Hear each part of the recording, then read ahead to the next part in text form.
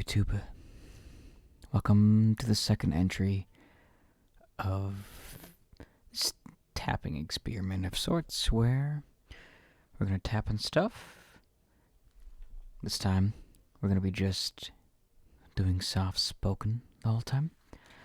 And we're going to see which one sounds better to you guys and kind of use that data going forward to better tailor my videos for you guys. So this will be a long tapping video. Oh, I'm not sure if you guys can hear that, but hopefully not.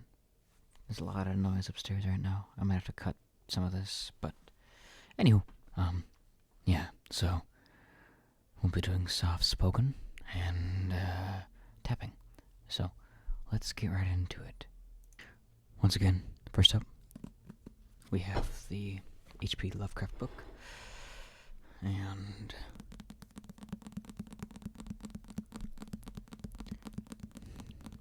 the one issue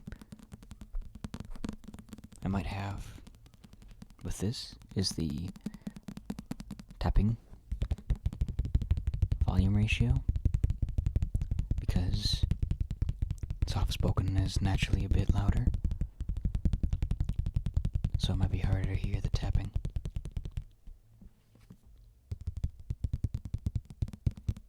So I might not do... Oh, you know what? Let's do it like this. I'll be a bit further away from the mic so that it's not so noisy. But yeah.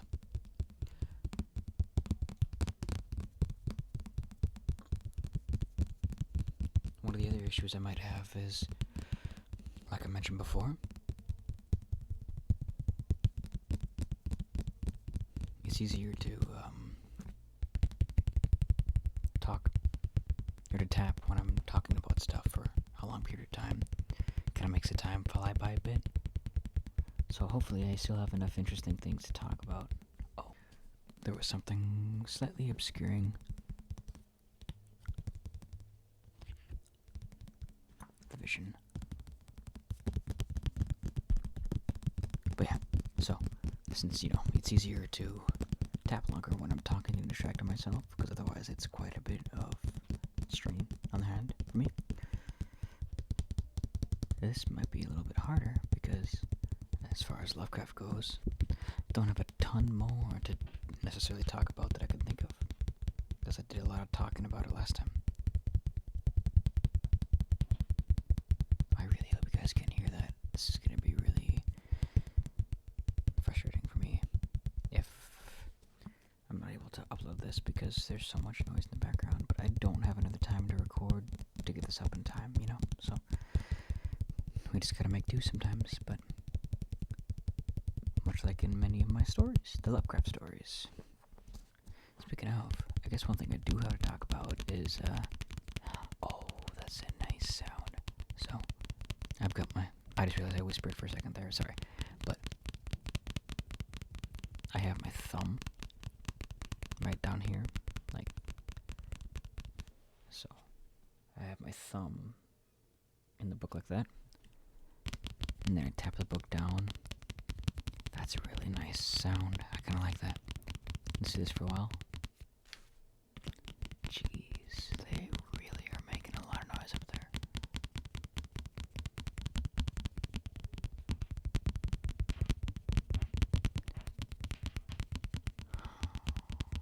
I really hope it's not picking up. I'm gonna have to do so much extra work for this if it is. Cutting that out and stuff. But 'tis the way life be sometimes. Sorry, I said that horribly, but sometimes you just gotta make do. Yeah, I like this a lot. This is pretty good. See, I like to listen to my microphone in my headphones so I can get an idea what you guys are hearing.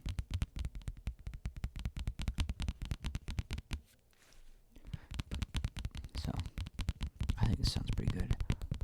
Let me know what you think about this tapping versus the last tapping, potentially, too, for the book.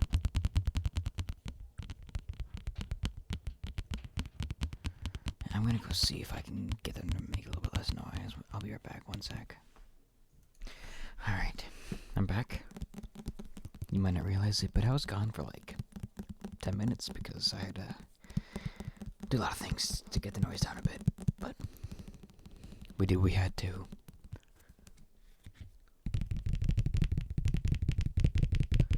So, on the topic of Eldritch Horrors, something kind of funny happened to me.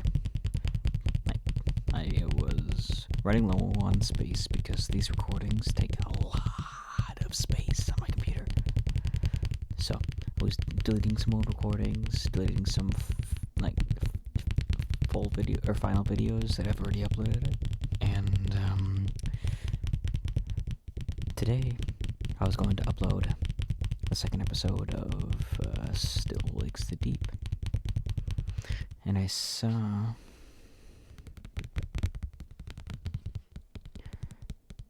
that I had episode 1 and 3, but not 2 saved. And it seems I accidentally, when I was cleaning up space, deleted episode 2.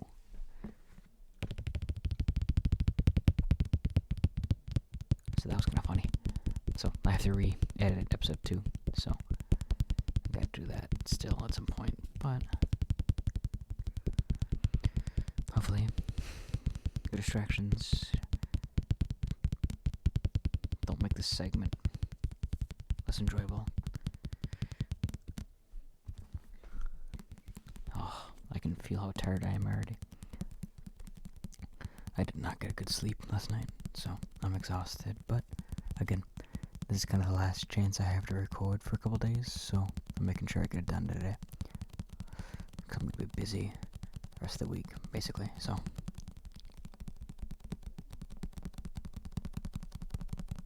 Yeah. Yeah, I don't have as much interesting things to talk about today, so hopefully that doesn't also detract from it a bit, because nothing much interesting has happened since my last recording, and I kind of talked about a lot of interesting stuff, at least, by my metrics. My life's kind of boring, so yeah. Anywho, still working on that Lovecraft video, working on the script. Hopefully you guys can't hear that. I was hoping they'd be quiet. I was talking to them about it for a bit, but I guess that ain't happening, so I'll just have to suck it up. But yeah, working on the script for that, so hopefully next week, or maybe it might take an extra week to do, to be honest, but we'll see. 'Cause I'm gonna be kind of busy this weekend too, so. But yeah, that was our Lord and Savior, Cthulhu, helping us relax. On to the next item. Next up, we have the anime wallet. I might actually be able to talk about this one in a while because, well, it's an easy topic for me to talk about. So, I talked a bit about My Hero last time, and again, oops, spoiler-free discussions about it and all. But what I didn't elaborate on much is, for me personally, I've always liked the idea of heroism, helping other people. I mean, that's one of my favorite things to do. That's my favorite part about work, is when I'm able to help somebody with something really important that they're struggling with. So, heroism to me is kind of like the ultimate form of helping others, So to me, the ideal of it was super appealing, to be a hero, in a comic book or a story or whatever, which, to be fair, I never really read too many comics. I followed a lot of the characters and stories, but I never had the money to read them. And now that I'm older and I have the money for it, I just don't have the time. But that's a discussion for later. But so, for me, there's something kind of intrinsically appealing to the setting of my hero, being, an anime version of a superhuman society. And the way the superpowers are implemented was really cool to me too, being that everybody kind of has their own unique ones for the most part. Families will have sort of similar traits, like if your dad, brave or had fire powers, you're likely to have fire powers as a kid of his, that type of thing. So that was kind of cool. But the idea that, your quirks, as they call those superpowers, were unique to you made it really appealing. Just imagining, if I was in the setting, what kind of quirk would I have, or would be good to have, or fun. So, one sec. So, funnily enough, my computer was just yelling at me to clear more space. So, I had to do that again quickly to make sure I have room for this recording. But, yeah, the uniqueness of quirks was kind of appealing to me as well. The only downside to it is that, and the story actually kind of really does expound on a bit later on, without spoiling too much. But, some people are born with quirks that make them hideous, that aren't very useful, but they physically deform them, So, that's also dangerous. Like, you could literally have a quirk that's like, your whole body is like a cactus. And then it's like, oh, great. So, not very useful for hero work. Because you can't exactly, pull somebody up if they're about to fall off a side of a building. If your whole body's like that.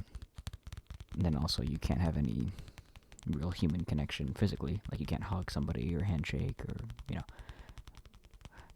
So there's also, like, a risk to it.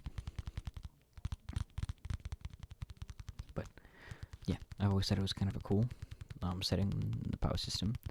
And for a while, I was working on my own shonen. Funnily enough, I still don't know exactly what I want the title to be, because the power system is, in a way, similar to My Heroes. So the system I was developing was called flares.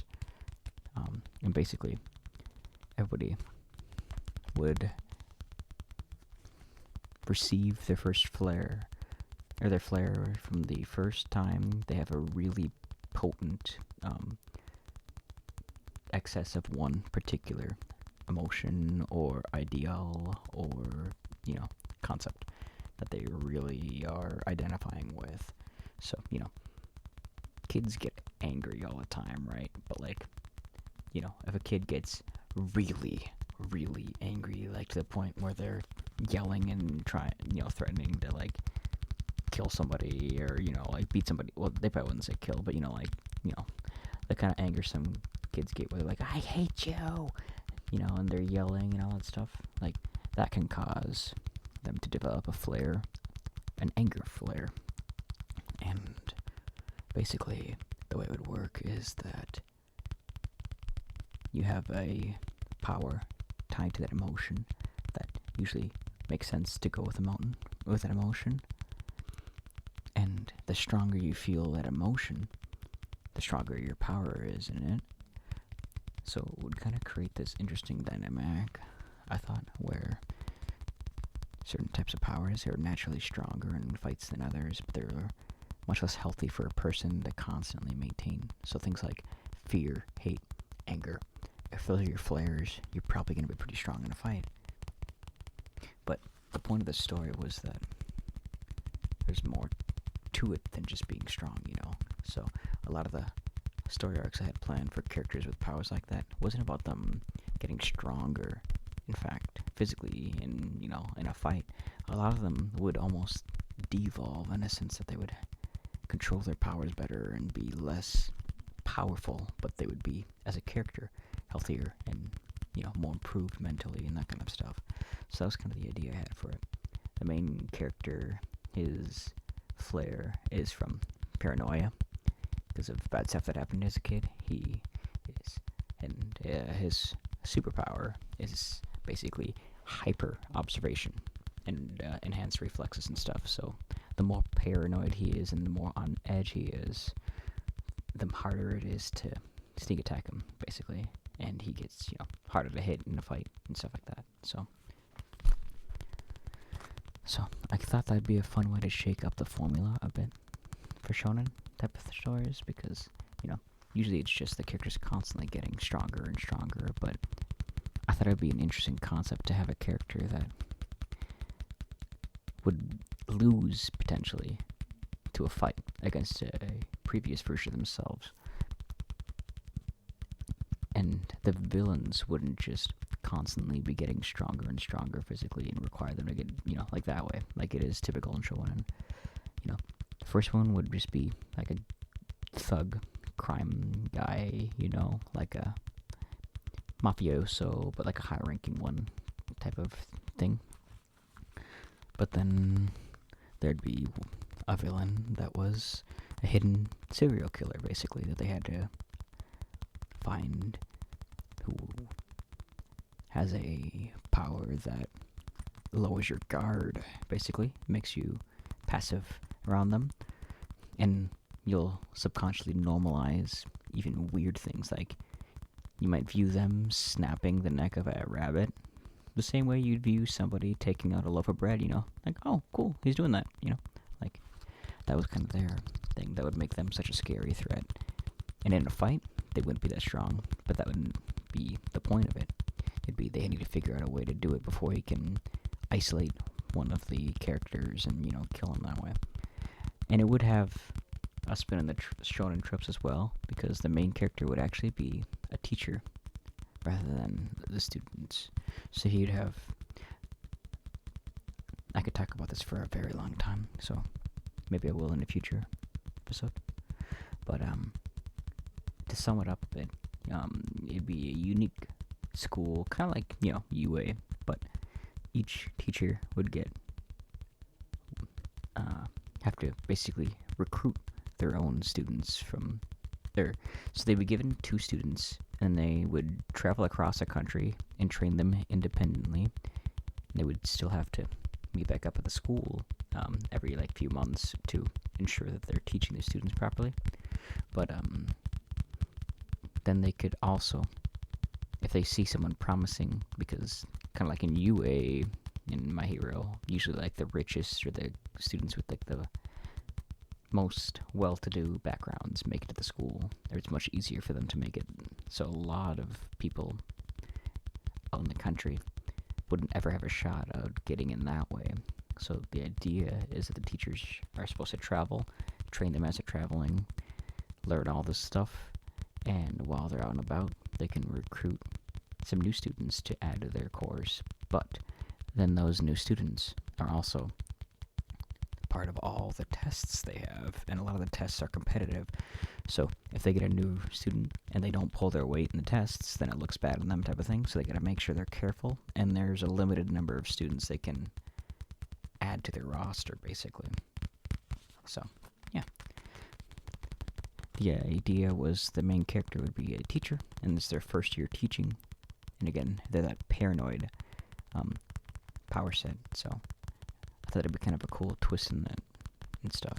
And so, by having be the teacher rather than one of the students being the main character, I thought it would also add a bit of suspense and make it harder to tell. So if I pitted 2 of his students against each other, it's even harder to tell who might come on top, because, neither of them are the main character, so that was kind of some stuff. I have a ton of stuff for that, villains I've written. I wrote about 7 or 8 villains and had arcs planned around stuff like that, but never got around to doing too much with it. But if this YouTube stuff does get successful, eventually, to the point where I can work from home, I kind of want to focus on that again, and maybe even make my own anime. That'd be really cool. I don't have the artistic skill to do too much with this yet, so, but I do love writing, and I think I'm a decent conceptual creator, so I'd probably, if I got to that point, maybe hire somebody to help me with dialogue, and hire somebody to help with the art, the concept art, get stuff like that going, and see if I can get an anime or whatever of it. That'd be a dream. because the point of the show would also be to raise mental health awareness a bit too. Because, like I said, some of the students will have powers that are tied to negative emotions, and their growth will come from them improving as a person and healthily regulating their emotions and still being able to tap into their powers when the time calls, type of thing. But yeah, so that's gonna do it for this item. On to the next one. Now we got the blue folder. And I don't know if I'm doing it in the same order I did last time, but the order isn't as important.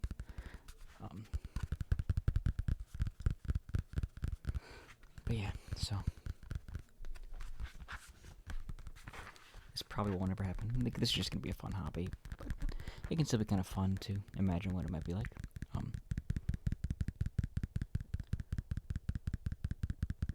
I'd want to make a shonen. I have ideas for video games and board games. I have a lot of fun ideas for things I want to do if I have more time and resources, but for now, they're just that, fun ideas.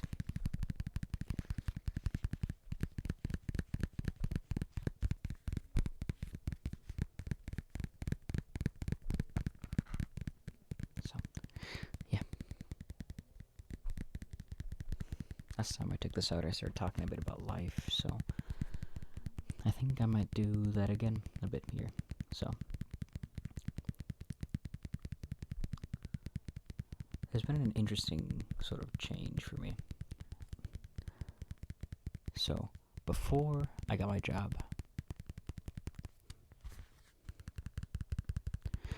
I had, nothing but free time, yet it felt like I had a little motivation to do creative things I wanted to. Now that I have this job, I have this weird conundrum where I don't have anywhere near as much free time, because, like for today, example, I woke up at 4:30 in the morning. Granted, I woke up a little bit earlier than usual because I had some stuff I wanted to work on before I left for work. And I didn't get home till 6 p.m., so that's 14 hours of my day that I was gone, And usually, well, not quite 14, but about. Usually, that I wake up at like 5, take a shower, and then go upstairs, make my lunch, and then leave. So, but yeah. So, during the week, I just don't have all that much free time to do stuff, especially because I do still play some D&D a couple nights a week. And I gotta prep. So, like, tonight, after I record, I gotta prep for a Cyberpunk game tomorrow. So,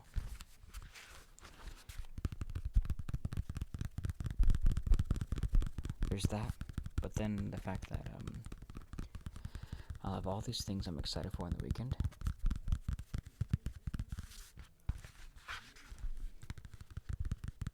And then the weekend comes, and I almost feel overwhelmed because I have like 7 things I want to do, or I feel like I need to do. And I just don't have the energy to do all of them. And then I end up almost like dreading the fact that I'm not doing it on the weekend. And it's kind of created this vicious cycle where I look forward to the weekends more than I actually enjoy them. And I know that's common for a lot of people. And I don't know how to not feel almost a little guilty if I don't get as much done as I wanted to. But I know that's, like I said, kind of a common thing. Like some of my real life friends talk about having similar stuff. But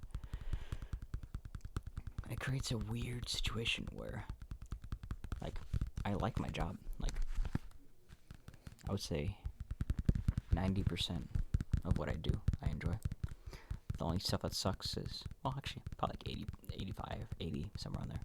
But the only stuff that sucks is when customers are terrible, but that's just going to happen. Most of the customers I deal with aren't, though, because they're trying to get something for us that they need, from us that they need. So that kind of already puts them in a, how would you put it? sort of deficit as far as like bargaining goes to, or like, you know, room goes to be a jerk. Because like, if you need something from somebody really bad, even if they're being awful to you, you're still potentially gonna put up with a lot just because, you know, you really need it. Like if someone has food and you don't have any food, and they make fun of you for not having food, you're gonna probably just suck it up so you can get some food. But yeah, so the fact that we have stuff they need for something pretty important, you know, because it's like fixing their houses and stuff, means that most of them are going to be by default a bit nicer than they might otherwise be. But yeah, so sometimes I have customers that, you know, are just awful. I mean, today I had a customer that was awful for like an hour, but you know, it's my job to help them, so I did. But it was not a fun experience. So that part of it can suck. And the part of me that sucks is when customers are wanting something and I don't know what it is and can't figure out how to help them. That can feel pretty bad too. Because in the industry I work in, there can be a lot of slang for different items. Like one item could have 20 names that people might call it by, and if I can't figure out what item they're talking about, that can be a frustrating experience for both of us. And I'm not knowledgeable enough in like what the items do for them to describe it, and for me to be able to just be like, oh yeah, that thing. So, and part of my issue too is the way I best learn things is by doing. Listening can help, but it doesn't get me very super far. And reading does almost nothing for me in most scenarios. So I need kind of like a combination of physical, audio. Like I need all three basically to learn. But if I have those, I can learn things really quickly. Like I'm dumb, but if you teach me the way that helps me, I can learn a lot of stuff really quickly. That's one of my positive traits, I would say. But there's not really a good way for me that I can figure out to learn this stuff. Like just watching YouTube videos doesn't help. And there's not a good way to just practice installing a roof, you know? Like, so for me, it's made it one of the only real frustrations I've had. It's just that I feel like I've hit a wall in what I can learn in my job at the moment, and I don't know how to get over it, because I've tried various things. I've tried just watching hours and hours of YouTube when days are slow at work, but yeah, I don't know.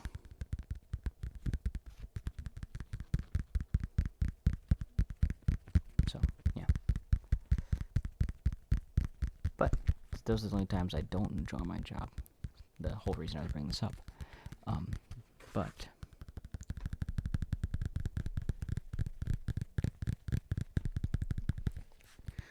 I've almost got this weird feeling where it's like a frustration for me where I want to keep working, but I also want to have the time to do what's important to me. You know, like spending time with family, working on personal projects, pursuing my passions.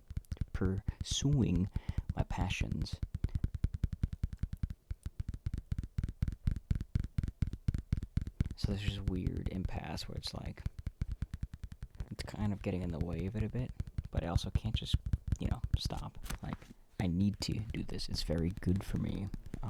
It helps me feel fulfilled, but not always in the way I feel I need to. So, I don't know. It's kind of a weird thing that's been happening with me with work. So,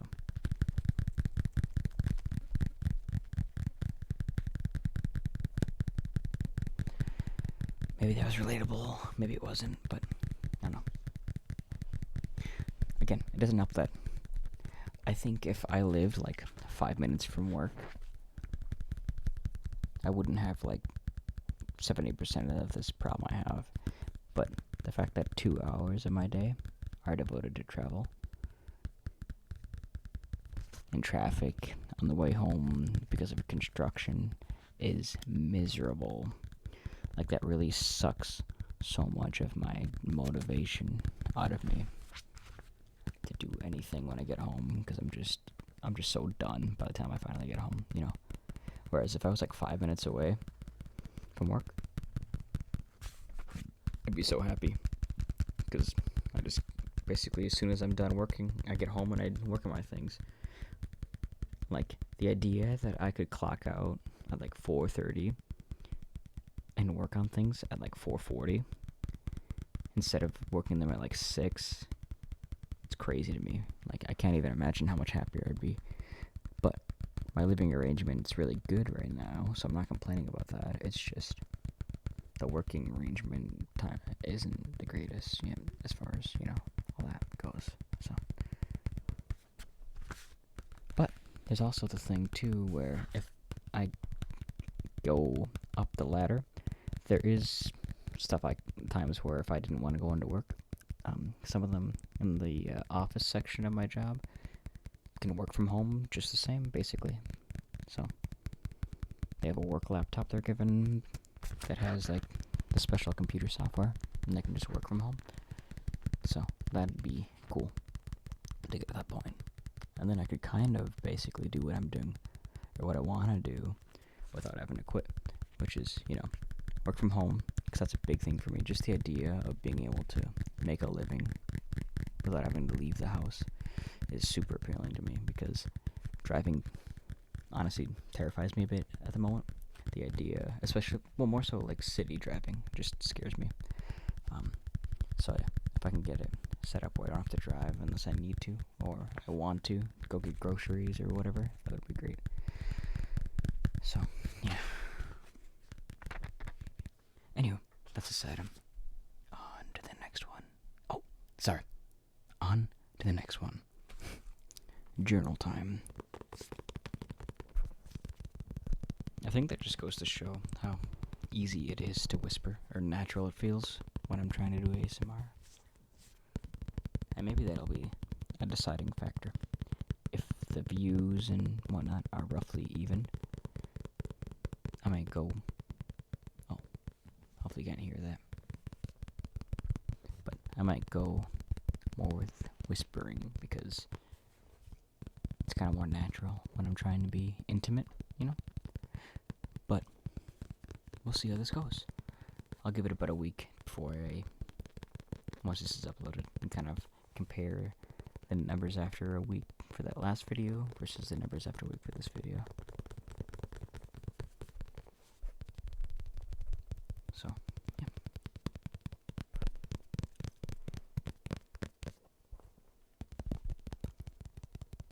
I don't know, A, how deeply you guys are actually listening to what I'm saying right now, and B,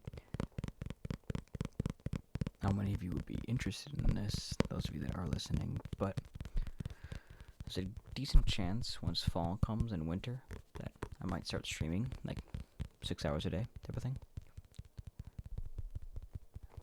Because I would, at that point, there's a decent chance the way my company is, or my job is that we're super busy during the summer, and the fall we're still pretty busy.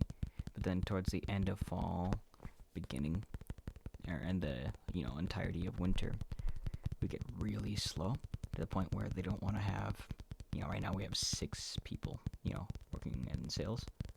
They don't want to have to, you know, have 6 people going in every day and working to do what 2 people could do probably. So at that point, I've been told that they might offer layoff for the fall and winter seasons, which would mean that, you know, you'd be on layoff until the spring comes around type of thing.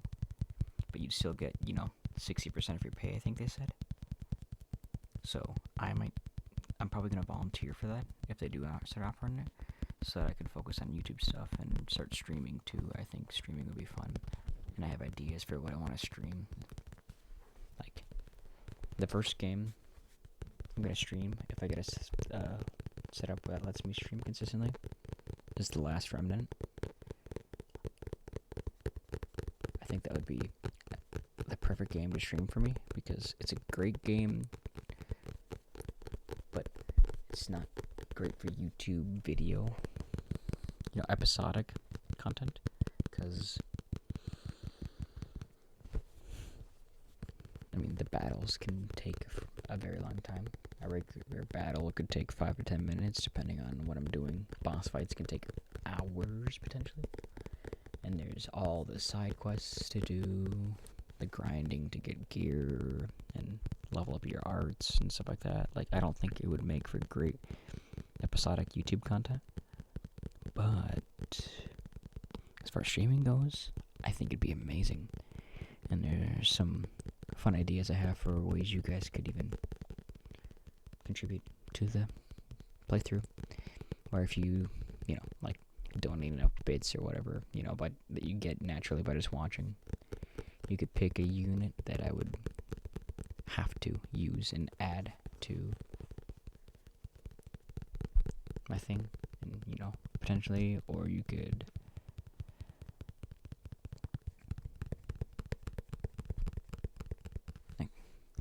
I might also do a thing beforehand where I do a poll for which leaders you want to see me use, that kind of thing too.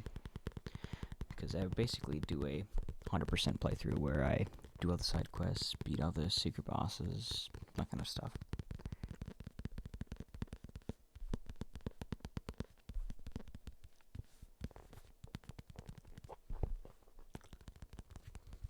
So that would be the first game I'd want to stream.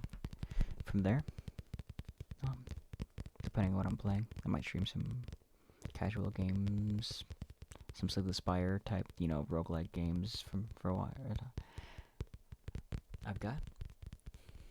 I've beaten the heart with 3 of the 4 characters on Ascension 20, but I still, 2, and I've gotten to Ascension 20 with the Silent, but I haven't beaten the heart yet. I haven't found a good build that would do it yet. Never gotten, a build going that would be capable of it. The one time I got close, I got a bad second final boss that countered my build, Time Eater, and wasn't able to beat him. But yeah.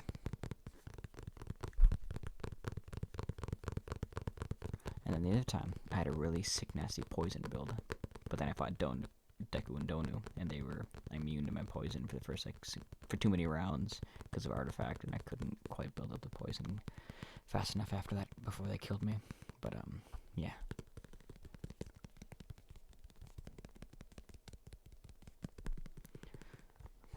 So I have to beat a heart with the Silent, and then I'm on Ascension 19 with a Defect, but God, I do not like playing the Defect as much as the other classes. There's one build I've ever had luck with, and that's the Claw type of build.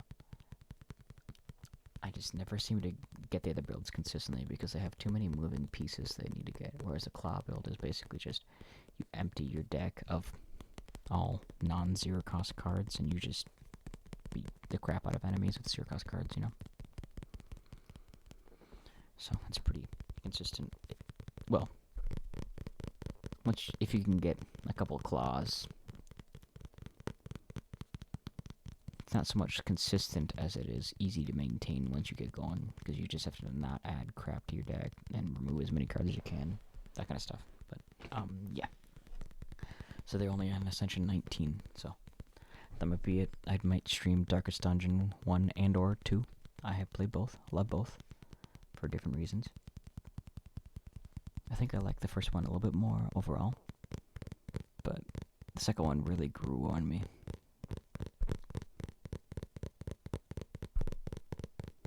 Oh, it could be fun for Darkest Dungeon 2?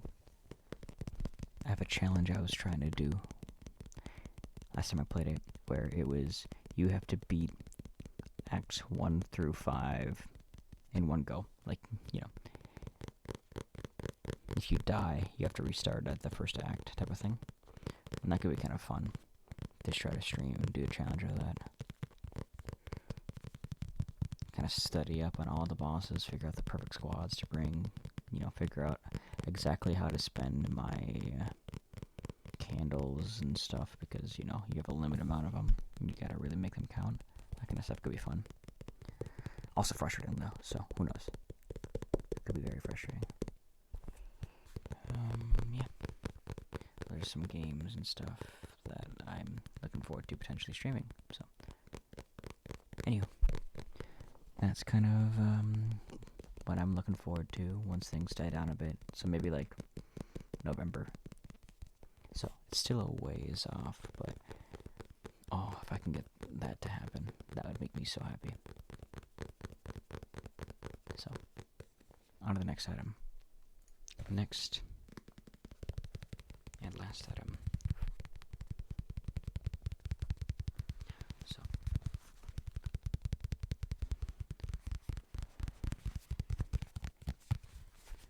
yeah, there's a lot of potential games to stream. And I kind of actually want to keep talking about this, so I will. So, hope you don't mind too much, but, yeah. Between, Last Remnant, Darkest Dungeon type games, Spire type games, that's already a lot. But then there's also, casual type of games like Hearthstone or, Legends of Runeterra, that kind of stuff. I might. The card games I could potentially stream as well. A bit of Dead by Daylight potentially if I'm back into that. Helldivers, if that's still a thing that I'm into at the time. Maybe, what could be fun? Unintentional whisper there, but that was kind of more so I was figuring something out. But playing games like The Forest or Ark, like survival type games with friends, that could be fun. Though I suppose the issue to that would be that if I play it in a server with friends, it's kind of entirely up to whether they're around for me to stream. So that could be tricky.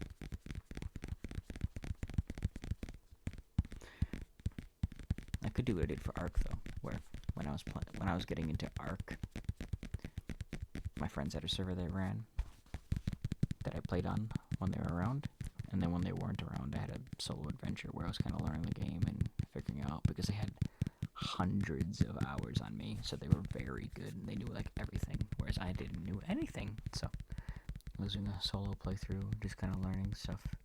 So yeah, that could be fun.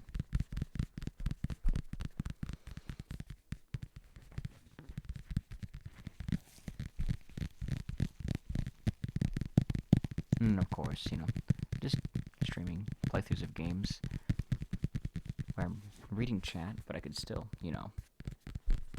cut those and also upload those to YouTube, because that would be the other thing I need to figure out. Because I'd want to stream 6 times a day, probably, or 6 hours a day, somewhere around there. Then I'd also need to do video editing, so I'd probably want to do like 2 to 4 hours of recording and editing each day too. So trying to figure out a balance for that as well. But that'd be like, 10 hours of my day spoken for. So let's say, hypothetically, I wake up at 7, stream like 8 to 6, That still leaves me afterwards with this, the same amount of time to do things. But if my work, quote unquote, that I'm doing is the stuff I'm passionate about, then that means that that's less time that I have to spend once I'm done on things that I feel I need to, and then I can just do what I want to do, and just really do whatever. And there's a good chance that means that I'll record more, and I'll, or video edit more, that kind of stuff. But having the freedom would be really nice to be able to do for that, so yeah. In an ideal world, that would be my schedule. And for a little bit, hopefully, coming fall and winter, I'll be able to experience that a little bit and see what it's like.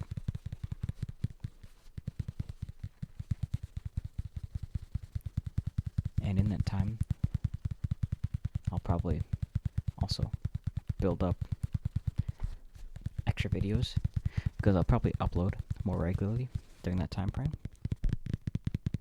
But during that time, I also will probably build up a bigger backlog of videos and try to maintain that upload rate, you know. Because right now I'm uploading like 2. I'm thinking to switch to 3 a week, or maybe 4 even, because I'm realizing that it's gonna take like probably 30 episodes at least, if I'm guessing, to finish the Resident Evil 4 series. And I really wanna get that done so I can start doing other stuff. So the next playthrough I have planned is Dead Space, the remake. But I haven't even recorded it yet, because I still haven't even finished recording Resident Evil 4 yet. Because, yeah, I'll usually go like a week or 2 without playing it, because I'm just trying to catch up on recording and on editing and stuff, and I don't want to take up too much space on my computer with videos that I don't have, that I'm not even close to needing to, or being able to edit, because, again, it takes a lot of space to record stuff, so.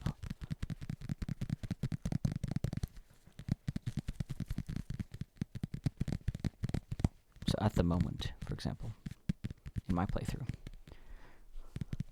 as of this recording, I have just finished the castle section, whereas the video I uploaded yesterday was still before the castle section.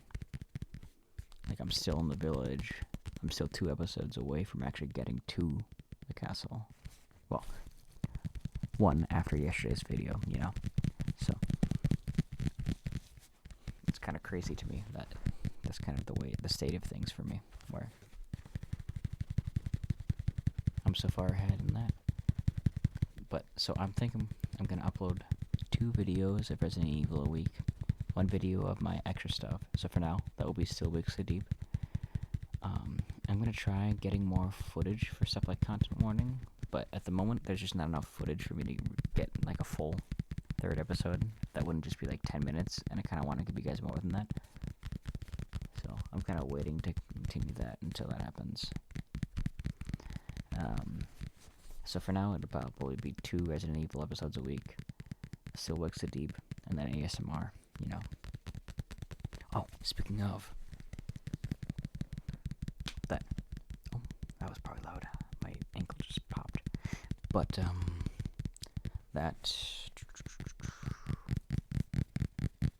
rain talking video.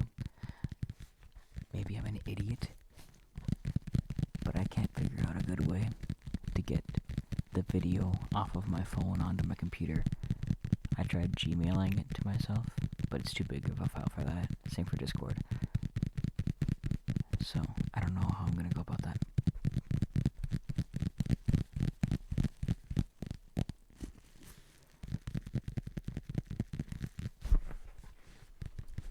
So that might honestly keep me from uploading that for a bit.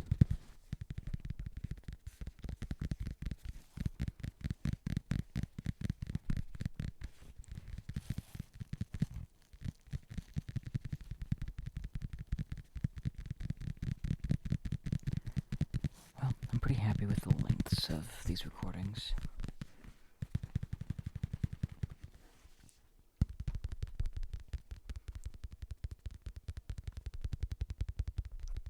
Let's kind of focus more on just the tapping now. Talk a little bit less. And focus more on the sounds.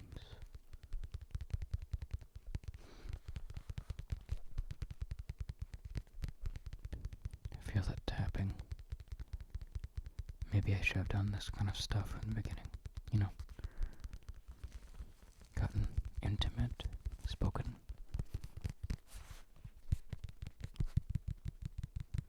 Less as if we were having a conversation, and more like I was trying to get you to relax. So, for these last few minutes, let's try just focusing on relaxation. Close your eyes if you haven't already. Feel everything around you. Focus on your senses, aside from your senses of sight. So, listen.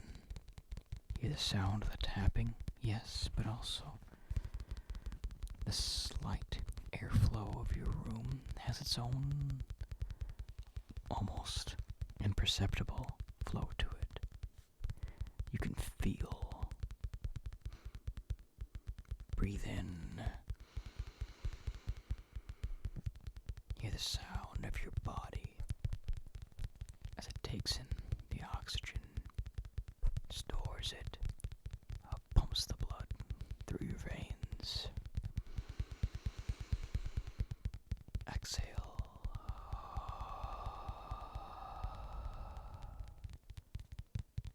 Breathe in.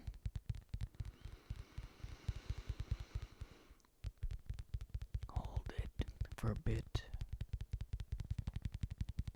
while you listen to the tapping. And exhale.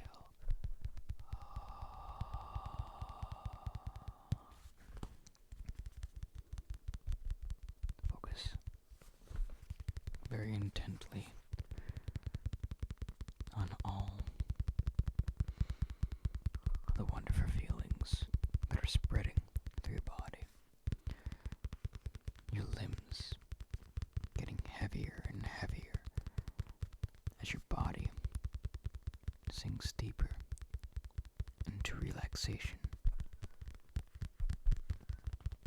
The signals your brain are sending to the rest of your body, telling them that each of your limbs can rest now. You don't need them for anything important. You're slowly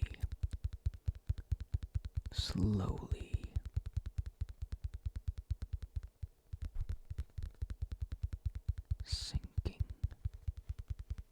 into this state of existing in harmony, where you don't feel your arms or legs, you don't feel your aches. All you feel is the sound of tapping in my voice and the nice air flow gently hitting your skin.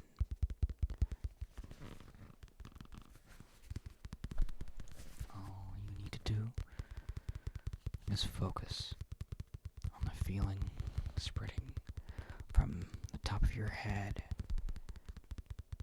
as the ASMR triggers cause you to tingle and relax and unwind and feel those sensations go down your spine like a chill or a shiver, and also pleasant and relaxing shiver that makes you feel completely at ease.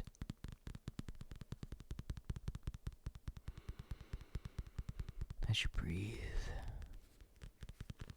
deeper and deeper, every breath a bit longer than the last, as your body is truly preparing for sleep.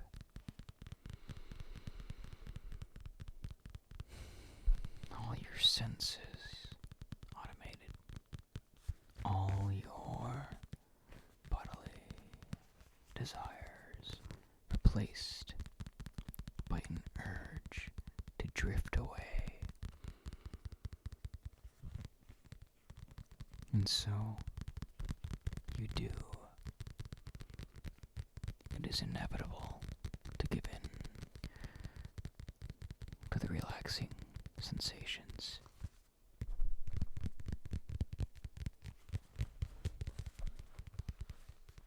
drift. Go to sleep. Go to sleep. Go to sleep.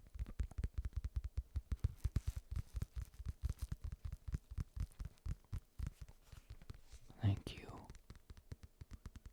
for listening. Let me know how you like soft-spoken versus whispering. Though, admittedly, with this guided, almost meditation I'm doing at the end, it's very hard not to whisper for certain parts of it. But let me know what you think. Let me know how the soft-spoken and whispers compare. Let me know any types of videos for ASMR you want next. And as always, until next time, stay healthy and be kind to yourselves, 'cause you deserve